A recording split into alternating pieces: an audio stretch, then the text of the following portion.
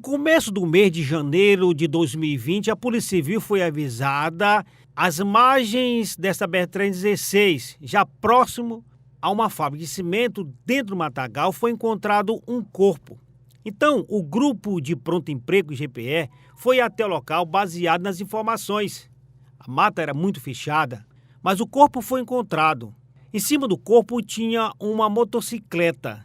O grupo do pronto emprego acredita que a pessoa que matou a vítima também queria tocar fogo, já que a tampa do tanque da moto não está no local. Também o grupo GPE acredita que a vítima foi atraída para o local, é o que é chamado cheiro do queijo. O corpo foi trazido para o morgue para ser periciado e ser identificado. Era do Efson Pessoa. Mas antes do Efson desaparecer, ele foi até sua casa, como disse a sua companheira. No domingo, ele pela manhã, umas 10 horas, ele veio deixar a comida, veio deixar a carne para fazer o almoço. E aí ele deixou e falou que ia botar só uma gasolina e não ia demorar. Mas só que ele estava desesperado, com a mão na cabeça. E aí ele não falava o que era. 20 de agosto de 2020, 7 meses depois, esposa, filho, irmão e familiares foram fazer uma manifestação em frente à delegacia, pedir a solução do crime do pai e do filho. É que Jefferson deixou um menino menor de idade. Essas frases estavam escritas no cartaz que sua mãe segurava naquele dia da manifestação. Quem estava acompanhando as primeiras pistas era o ex-delegado regional, Gilvan Lucas. Meu filho não merecia aquilo. Meu filho era errado, sim, mas meu filho tinha bondade, era meu companheiro, era meu amigo. Me beijava, me dizia te amo, pedia perdão. Meu filho era uma pessoa muito especial para mim. Eu estou rodeada de filho aqui, ó. Mas o lugar do Efson era sozinho, só tinha lugar para ele, num lugar, só tinha para ele, não tinha para os outros. Mas com uma força mais especial, que é o grupo de pronto emprego, o novo delegado regional, Francisco Fontinelli, chegou ao principal suspeito da morte do Efson. É este aí, o Antônio Francisco da Silva, como mostra essa foto dele de arquivo. O Antônio Francisco já teve passagem em delegacia por outras suspeitas, principalmente por tráfico de droga. Da resposta dada principalmente para a família e para a população codoense, o delegado regional falou como encontrou o suspeito e onde.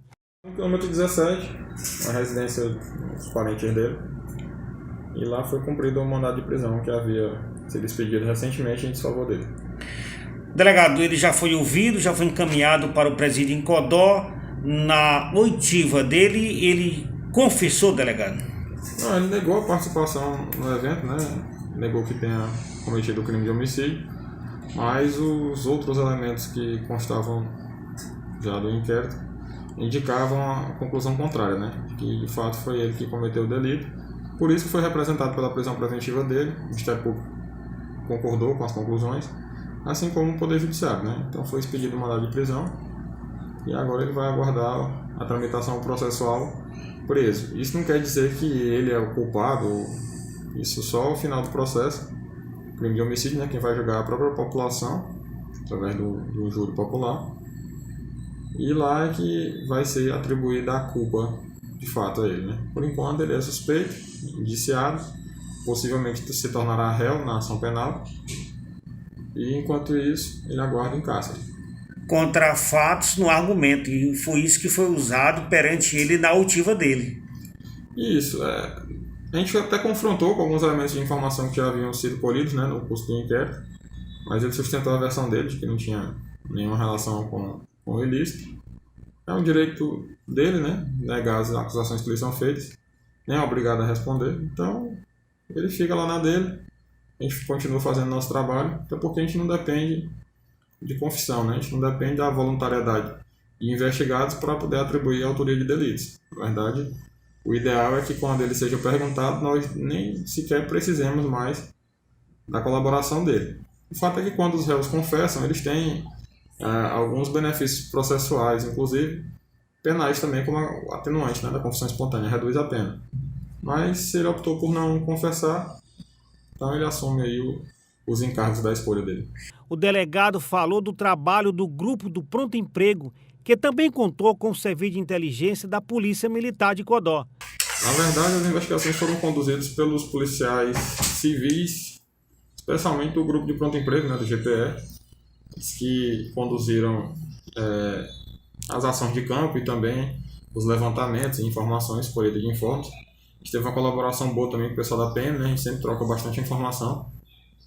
Então, a minha parte foi mais na representação da prisão dele e depois do cumprimento do mandato fazer as comunicações, né. Mas foi uma ação que foi boa, né, foi exitosa. A gente acredita que tenha tirado mais um indivíduo homicida, né, de circulação. Os índices de violência em Codó no ano passado foram assustadores, foram bastante altos.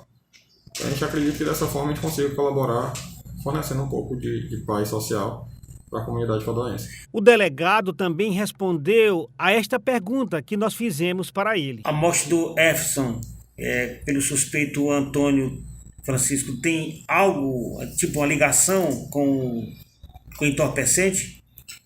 O que consta do inquérito autoriza, assim, pelo menos nos leva a crer que o homicídio foi praticado por conta de uma dívida que a vítima teria com o autor, né? O valor de R$70.